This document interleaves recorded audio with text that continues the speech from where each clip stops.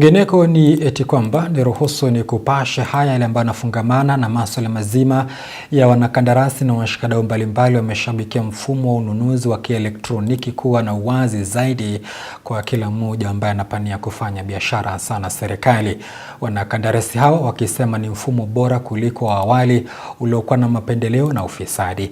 Aidha, wameshabikia kuwa na mfumo huu unawapa kipaumbele pia walio na ulemavu katika jamii kujipatia nafasi kama hizi.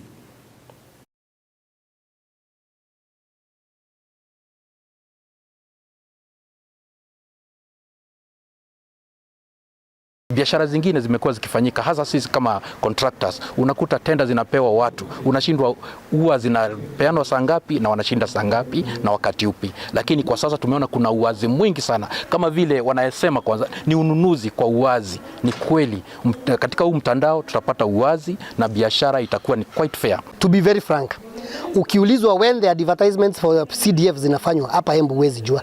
Ukiulizwa zingine za county government wakati zinafanywa pia huwezi jua. Tunaonaga tu maybe unasikia barabara fulani inawekwa rami, ingine inawekwa maram, ingine watu walipiga kelele ikasemekana ifanywe mara moja. So we want to believe that wakati huu ikienda e-procurement, kazi zote zitawekwa pale kwa mtandao. Sasa ni watu ambao weko na nafasi ya kuweza kutoa ile huduma wao wakayo on tools. Nimesoma pia kuna the special groups. Na special groups ni wale watu ambao wako na ulemavu, kuna youths, wanarika, na kuna wamama ambayo ni AGPO.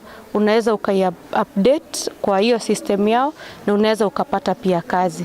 Kwa hivyo mimi ningeomba pia sana wafanyabiashara kwa hii kaunti yetu ama Kenya mzima, kwa sababu kwa kila kaunti kuna chapter yao kama kaunti, waweze kujumuika na hii system na waweze kujiandikisha na kucreate hiyo profile ambayo tumesomeshwa leo, ndio uweze kufanya biashara na uweze kujikimu kimaisha. Among the advantages, one is transparency and accountability, and also we are eliminating the use of manual system, whereby some files get lost in the process.